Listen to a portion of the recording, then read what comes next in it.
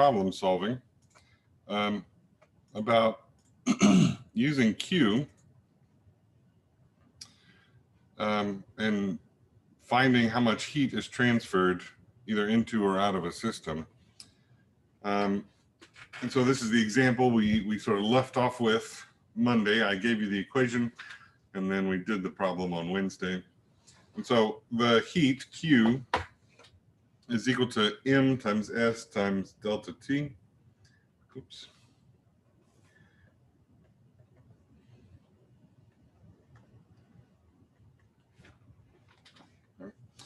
And so the more the temperature change, the more heat's transferred. If it's a negative temperature change, then the heat's leaving the system. If it's positive temperature change, the heat's going into the system. Rarely do we care about a single system by itself. Usually we care about the interaction between that system and its surroundings. Right? This is especially true in food. Right? We're not interested in the energy that the food has by itself. We're interested in how much energy that food gives us. When we talk about food calories, however, food companies are sneaky. When they talk about calories, they intentionally use a capital C. That's their way of saying, really, it's a kilocalorie.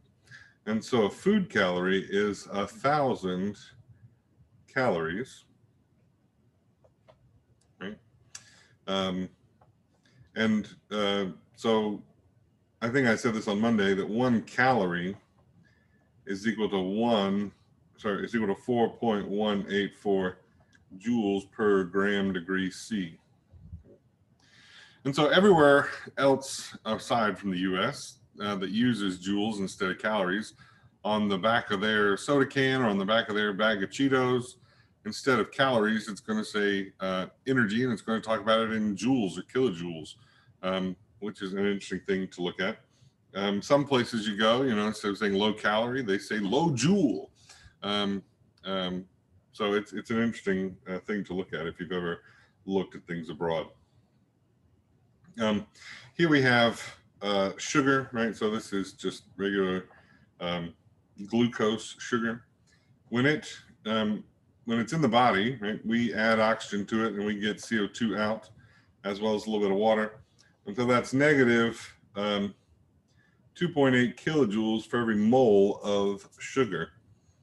So 1 big calorie is equal to 1,000 calories. That's equal to 4.184 kilojoules.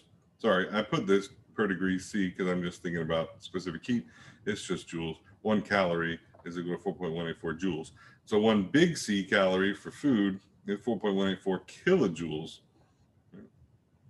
And so a mole of sugar is 180 grams in 1 mole.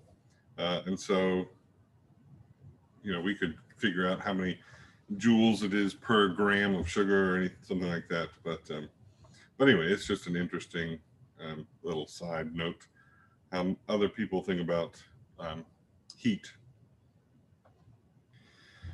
So we did talk a little bit about calorimetry, and you did a little bit of calorimetry yesterday. We did it in an insulated system like this, right? And so no heat entered or leave. That's when you clicked and made your beaker an insulated system in the lab yesterday. The thing that we need to remember here is that the enthalpy change, or the energy change for the universe, has to equal 0. Again, this is at constant pressure. And if that's true, then the delta H of the universe is equal to the heat of our system plus the heat of everything else in the universe, which we call the surroundings. And if this is all equal to 0, then we end up with Q system is equal to negative Q surroundings. And this is helpful for us because we can think about it as all of the energy coming from the system, given off by the system, is absorbed by the surroundings, by the water in this case, or vice versa. All the heat absorbed by the system has to come out of the surroundings. Now, Q system could equal M of the system, S for the system, delta T for the system, or Q could equal, like we saw yesterday, delta H for that particular reaction we're interested in, times the number of moles. And so both of those are valid, and then both of those will be equal to negative Q surroundings. We would never have a delta H for the surroundings because one chemical reaction is not going to transfer its energy directly to another chemical reaction. There's always going to be something that mediates that energy transfer. So if you think about two reactions taking place in a solution, the energy from one will go out from those molecules into the water, into the solvent. And then now that the water has more energy, the other set of reactants can react. And so the water sort of mediates that. Another way to think about these two equations is that this top one, we're talking just about thermal energy. Right? That's the only thing that we can transfer here. Right? So we have something that's hot and we add it to something that's cold. The hot thing cools down, the cold thing warms up. Right? On the bottom one, this is when we're talking about chemical energy. And that, of course, is the more interesting one for us. We'll talk about both. We'll talk about both situations, both types of energy transfer. But the chemical energy is the one that we are more interested in usually. Okay. All right. So here's an example of that thermal energy, right? We have a material, a lead pellet. It has a certain mass and a certain temperature, so it has a certain amount of heat. We put it into a calorimeter that has 100 mils of water, and the water temperature rises a little bit. We want to figure out what the specific heat is of that lead pellet. This is one way that we can sort of determine the purity of a compound, right? If it's pure lead, then it should match the specific heat of lead that's known and in books and things. If it doesn't match, then we know that there's some impurity in our pellet. And so Q for our system, I'm going to put Q for lead, right? Has to equal negative Q for our surroundings. We're going to leave that as water. Now, we're sort of limiting the surroundings to just the water because it tells us that the calorimeter itself doesn't absorb any heat, negligible heat capacity. And so if the calorimeter doesn't absorb any heat, then how can anything outside that calorimeter absorb any heat, right? So the assumption here is that all the heat that's given off by the lead pellet is absorbed by the water that's in the calorimeter.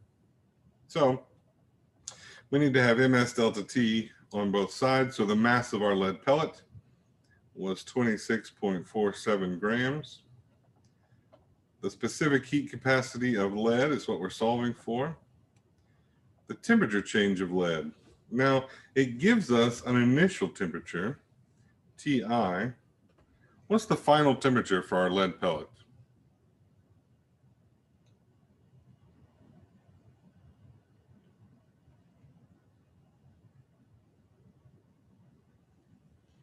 It doesn't tell us, right? But if I put my lead in the water and the water temperature changes, we reach something called thermal equilibrium.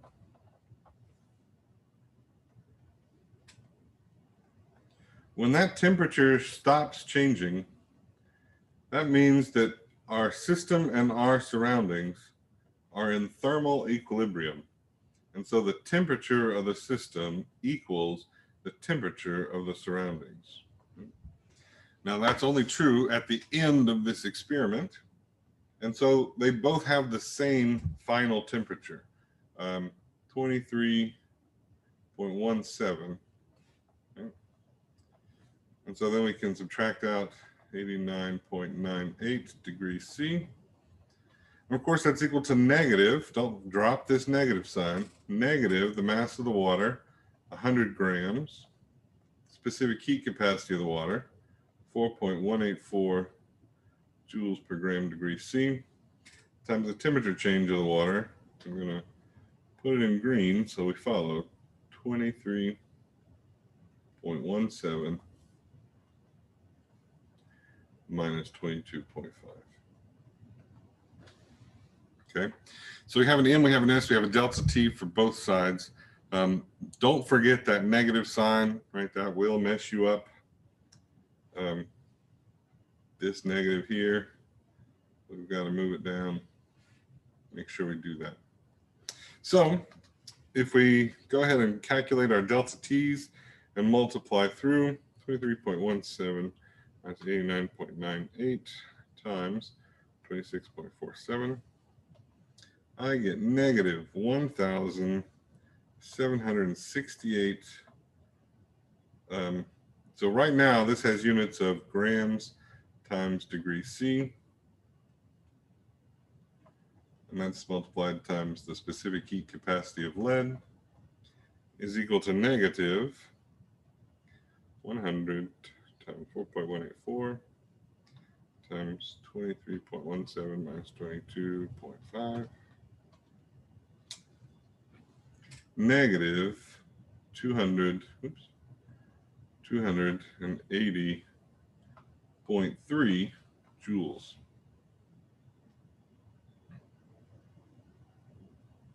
Divide through, and we get a specific heat capacity of lead divided by 1768 of 0.159 joules per gram degree C.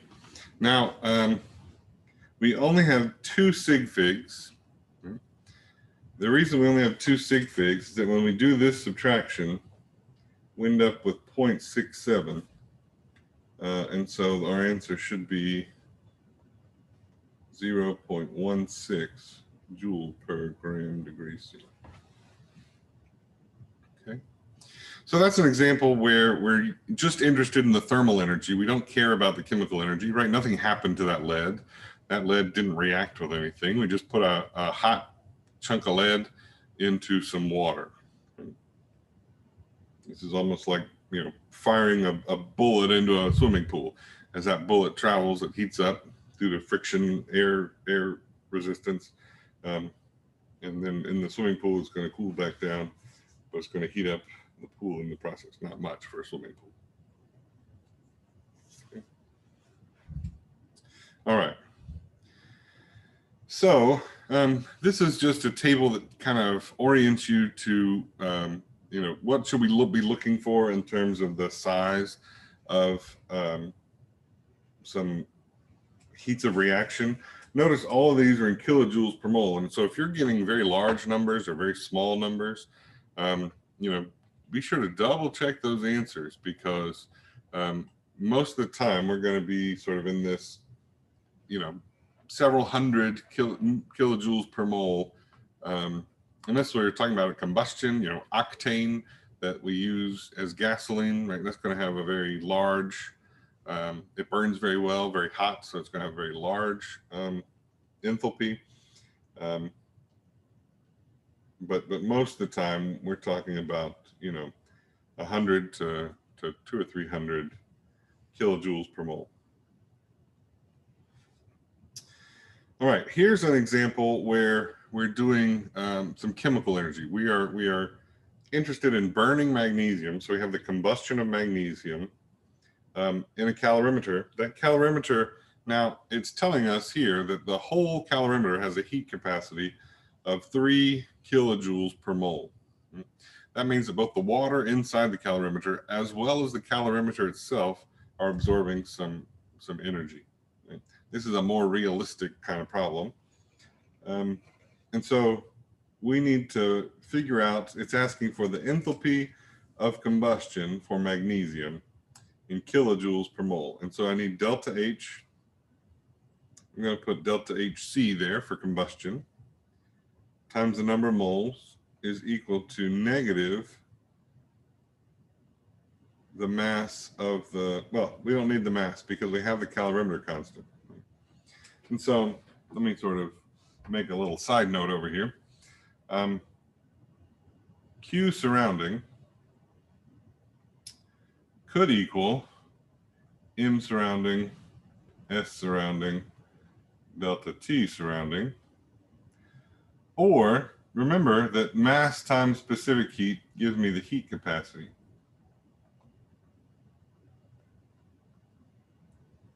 So if I know the heat capacity, I can write Q surrounding as that's a big C. So the heat capacity of the surroundings times delta T of the surroundings. So I can write that either way. And in this case, because I know the heat capacity, I'm going to plug that in. So negative 3.024 kilojoules. Sorry, this should not be per mole. This should be per degree C. My apologies.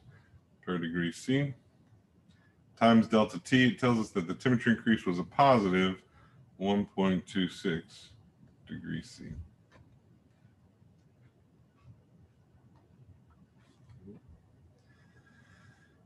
The only thing we don't have is the number of moles, but we have the grams. And so 0.1375 grams of magnesium. 1 mole of magnesium is 24.31 grams. Magnesium 0.1375 divided by 24.31.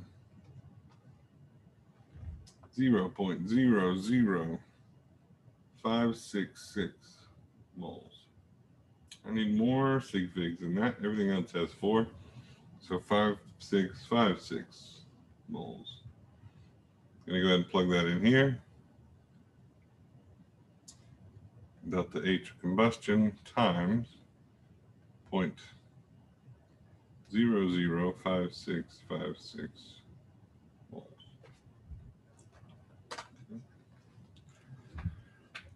So now that I have all this information, I just have to multiply through. And for delta H of combustion, I end up with 3.024 times 1.126, and that's negative, divided by 0.005656.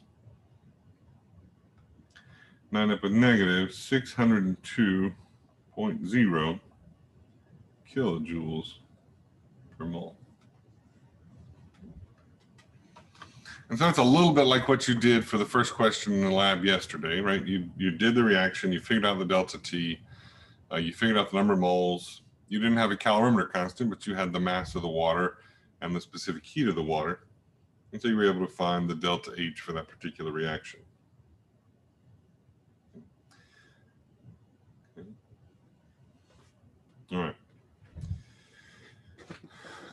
Now, the thing about enthalpy is that we don't want to, whenever we want to know the enthalpy for a reaction, we don't want to have to do that reaction very carefully, measure the energy very carefully, and figure out, the enthalpy for that particular reaction. And so we have decided, as scientists, we've just decided that we're going to arbitrarily say that the enthalpy of formation is what we're going to base everything off of. And so the enthalpy of formation is going from elements in their standard state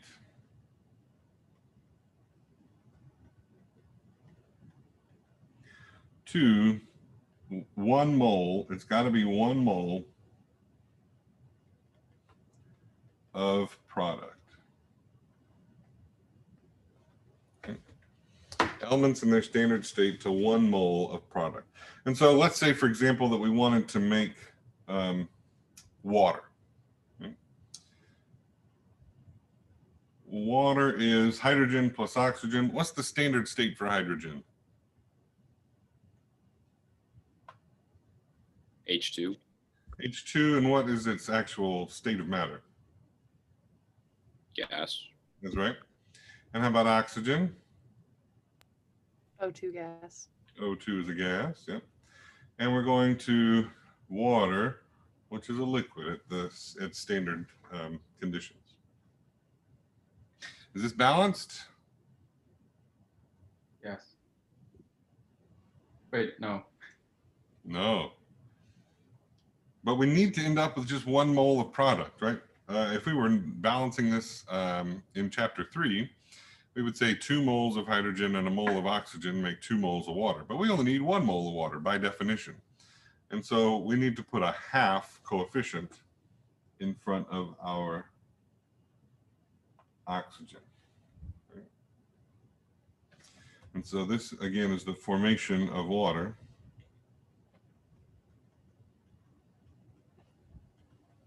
And so the delta H for this reaction is equal to the delta H sub F. That's the delta H of formation, enthalpy of formation, delta H sub F.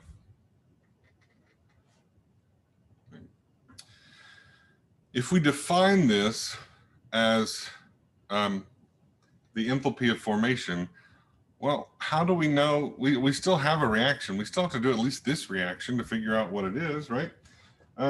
Yes, we do, but we make it a little easier because if this is how we define formation, think about the formation of hydrogen then. H2 as a gas goes to H2 as a gas.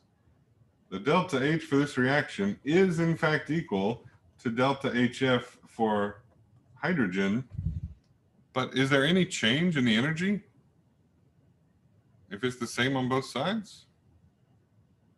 No. Yes. No? No. It's hydrogen, it's H2 on one side, H2 on the other side, right? And so the delta HF for any element in its standard state is 0.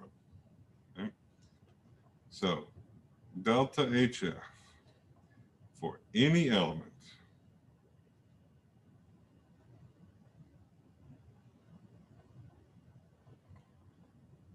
in its standard state is 0. This is helpful for us because now when we look up some enthalpies of formation, right, if this is 0 and this is 0, then when I do reactants minus products minus reactants, all I get is this 285. All I get is the enthalpy for water, right? And that we can look up on a table. So I'm going to jump to the next slide here. And we look up water as a liquid, negative 285.8 kilojoules per mole. And so now for any chemical reaction, as long as we can look up that number on the table, we could figure out what the enthalpy for that overall reaction is. Notice again, things that are elements in their standard state are 0.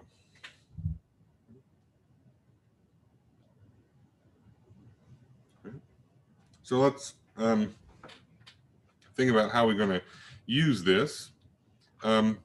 We calculate something called the standard enthalpy for a reaction. Okay?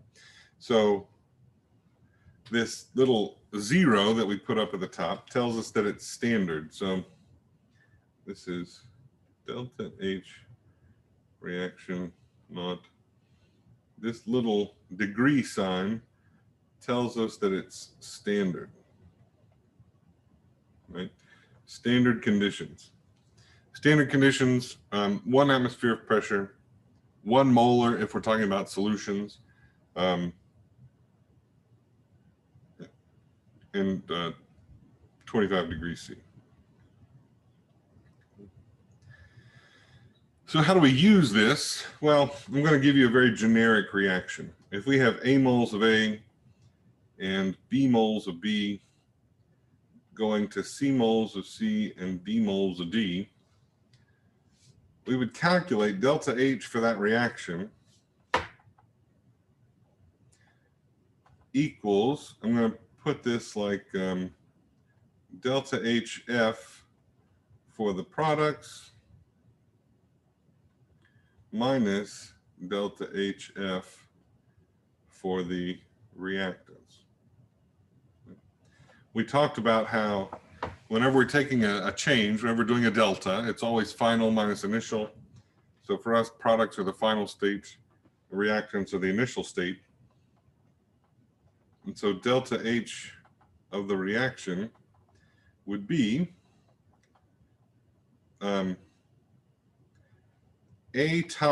a times the delta H of formation for compound A.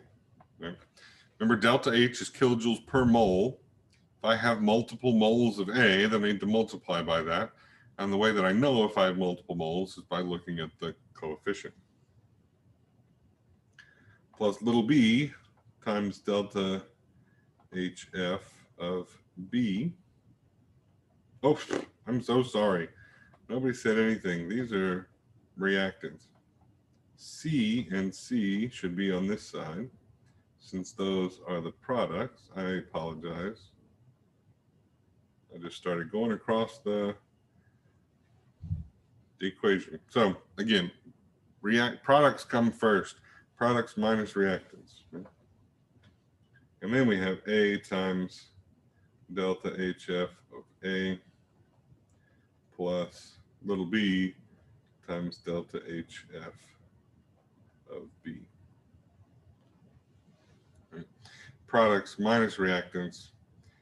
And if we're lucky, we can look up delta HF for A, B, C, and D in a table somewhere.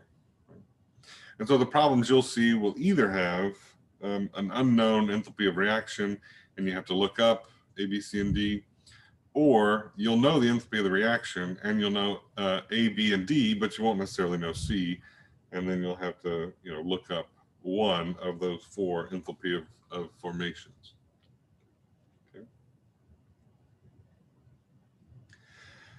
Another way that we can use, or that we can calculate the enthalpy of a particular reaction, especially if we don't know one of those enthalpy of formations, is using a rule called Hess's law.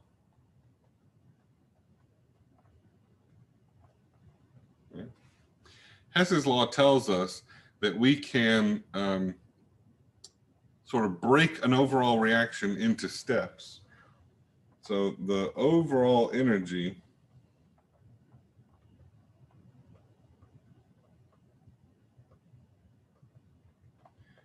of a reaction is equal to the sum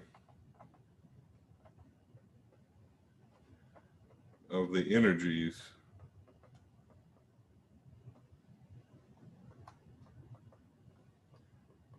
of the steps.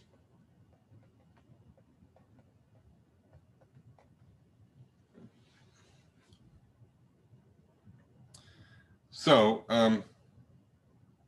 think about you're out at a park and there's a little wall that's 3 feet off the ground. Right? If you're young and have energy, you might just jump directly from the ground up to the top of that wall. If you're old and don't have energy, you might take the 4 steps that take you up to the top of that wall. And both people have done the same amount of work. They've both gone, from one level to the same level. One person does it in a big jump, requires a lot of energy. One person's done it in little steps that require smaller energy each, but overall they reach the same platform. They reach the same level. Okay. So here's an example of using Hess's law. This is called an enthalpy diagram. You don't always have to draw this, but this is how we think about it. The overall reaction that we want is the formation of CO2. Right? So overall, we want to go from carbon as graphite. That's carbon's standard state is graphite, plus oxygen gas, and we want to form CO2 gas. Well, we can break this into two steps, right? So that's this arrow here that's already in red. That's nice. We can break that into two steps, this step and this step, right? So the first step would be carbon as graphite plus O2 gas gives me CO as a gas and 1/2 O2 as a gas, right? That's the first step. The second step, I should have done this in a different color. Let me do that real quick. Right. The second step is CO as a gas plus 1/2 O2 as a gas gives me CO2 gas.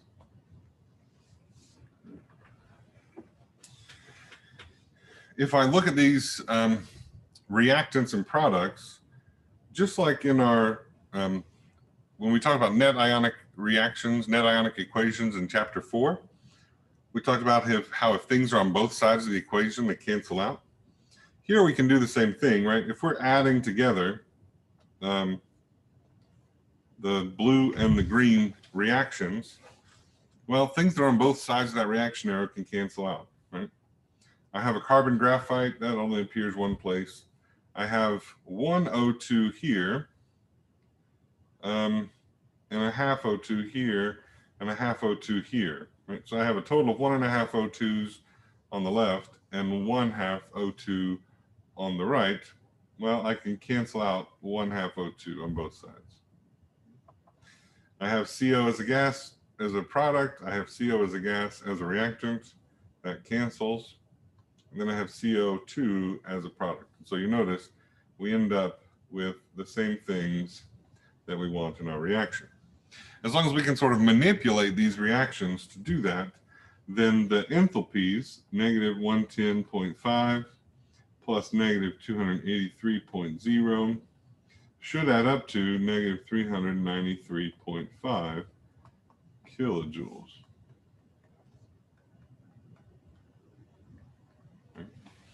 And so if we can add our reactions, we can add their enthalpies. Let's do one that's a little bit trickier. We're going to go from graphite and hydrogen to form acetylene, C2H2. And so we have graphite here. We have hydrogen in the second one, and we have acetylene in the third one. The first thing, I'm going to use a different color for each reaction here. The first thing, I need 2 carbons, but my reaction A only has 1. So I'm going to double reaction A. Right? So I'm going to do this whole thing times 2. That means I have 2 carbons, 2 oxygens. I'm going to make 2 CO2. If I double all the coefficients, what do I do to delta H? Multiply by 2. That's it. I'm going to multiply by 2, and I'm going to go ahead and write it out just so we have it. 393.5 times 2, negative 787 kilojoules. Now, hydrogen is just hydrogen, so I'm going to leave that one alone. Acetylene is a product, and I only have 1 mole of it. Here, acetylene is a reactant, and I have 2 moles of it. So I need to both flip it front to back, so change the reactants into products, and I need to divide the whole thing by 2. So I'm going to do that. I'm going to write it out. We get 2. See, oh, I told you I'd use different colors, didn't I? I'm sorry. We get 2 CO2 plus H2O goes to C2H2 as a gas plus 5/2 oxygen.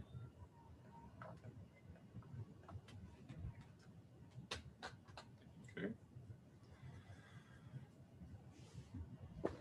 What do I do to delta H when I flip it?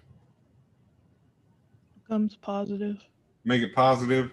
And then since I divided everything by 2, I'm going to divide it by 2. So 2598.8 divided by 2 is positive. So I'm going to multiply this by a half, right? And flip sign.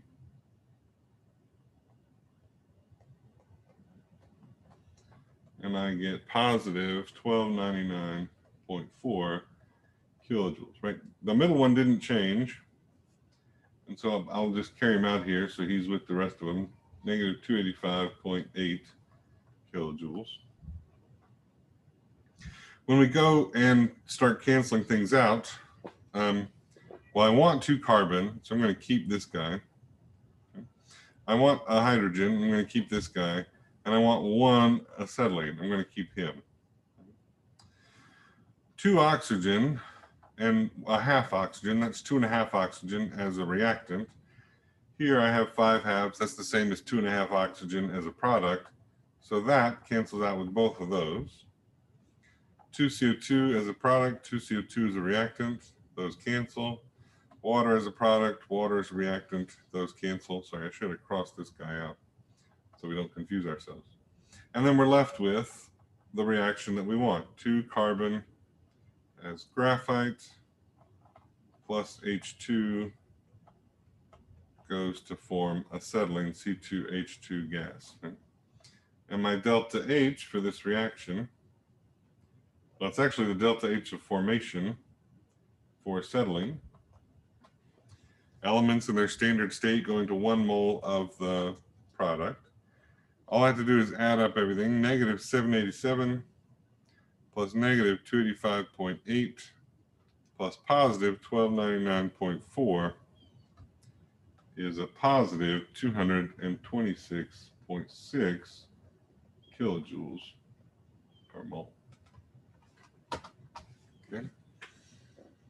And so that's using Hess's law. We're going to rearrange some reactions. When we rearrange the reactions, we have to know how to handle the enthalpies. And then we can add everything up once we're sure they all cancel. One more reaction, and then we'll be done with chapter 6. This is a thermite reaction. It's a pretty nifty reaction if you've ever seen it. Here they're using it to weld some railroad rails together. They also use it for underwater welding because water's not going to put out this particular fire. It's not. It's so hot that water doesn't cool it down very quickly. We're going from 2 aluminum and iron to iron oxide to aluminum oxide and liquid iron. Right? So iron as a liquid. It gives us the delta H formation for the liquid iron, and it's asking us to calculate the heat released in kilojoules per gram of aluminum reacted. And so we need delta H for this reaction. And again, that's going to equal reactants minus products.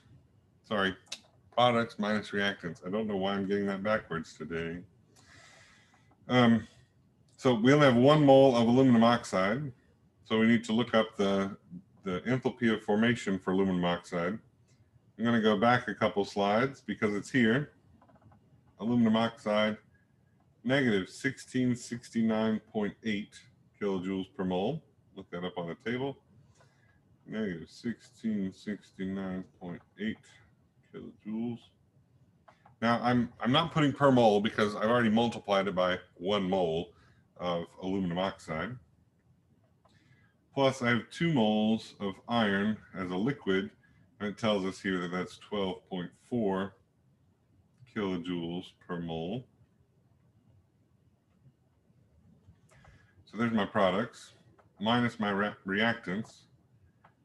2 moles of aluminum. Aluminum as a solid, is that an element in its standard state? Yes. So what's the enthalpy of reaction? 0. Okay. You can leave him out. I'm just writing him in so that we all see. And then 1 mole of iron oxide, we should go look him up again. Fe2O3. Fiddlesticks, he's not on this table. I have it written down, but not quickly. Here we go. Fe2O3 is negative 822.2 kilojoules per mole.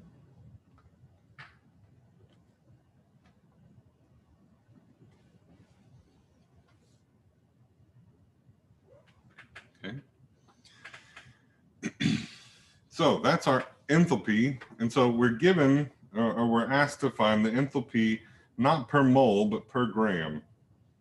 And so what this is going to give us is the enthalpy per mole. And we do all this, and we get negative 1669.8 plus 24.8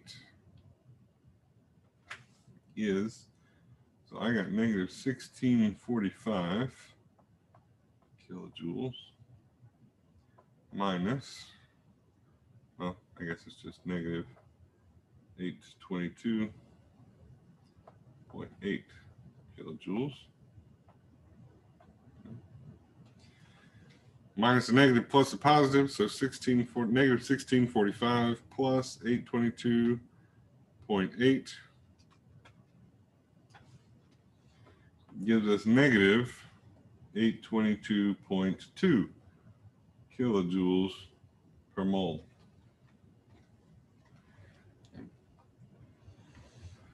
Okay.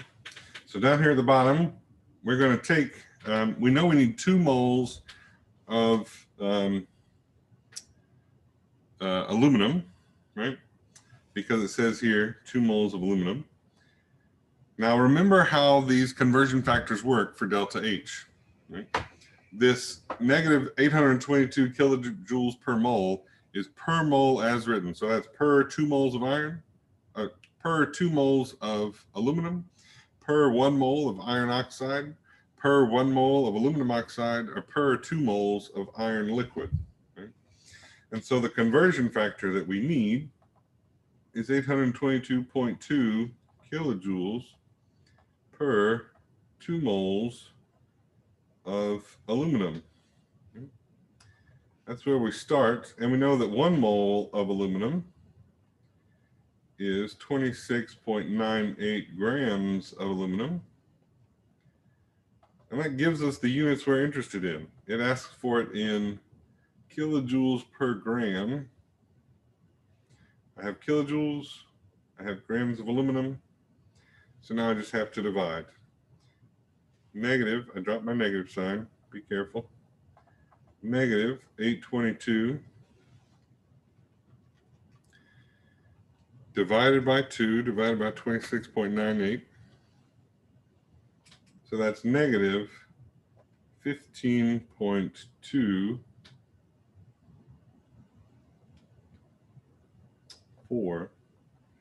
kilojoules per gram. Right?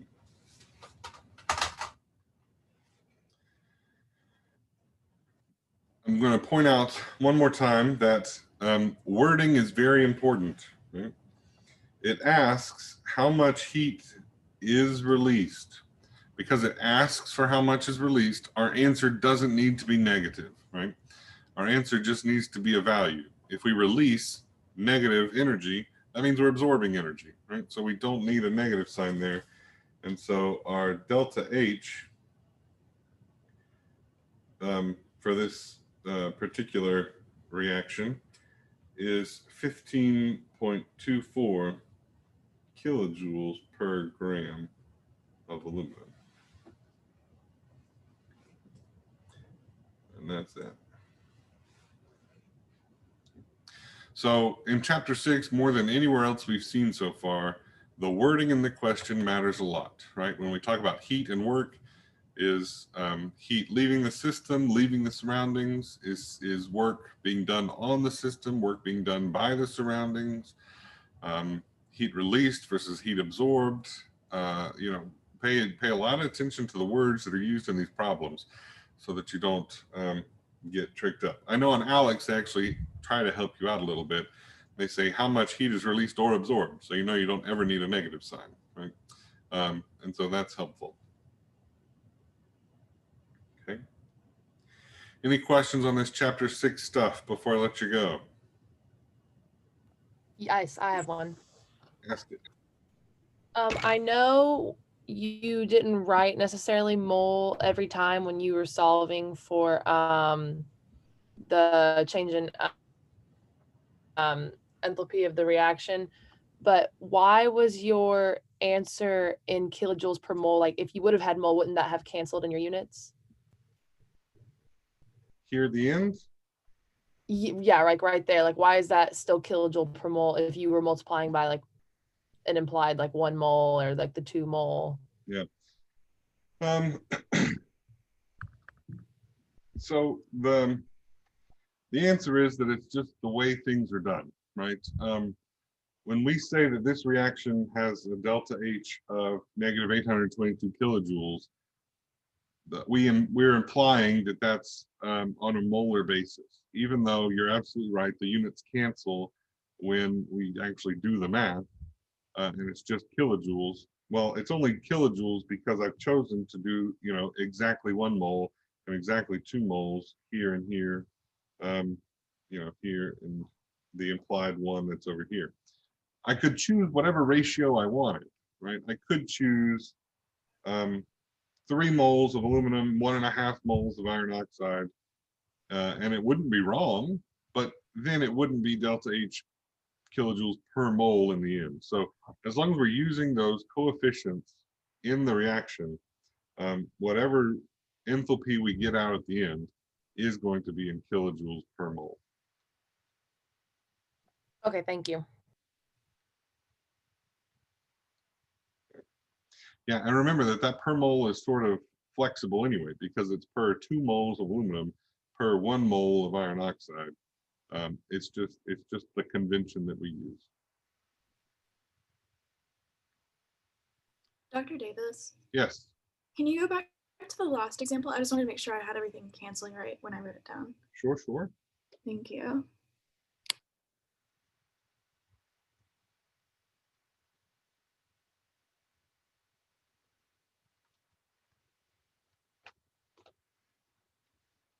Is Hess's law going to be on the Alex due next week or the Yeah. Quest? Yep, it will be. Okay.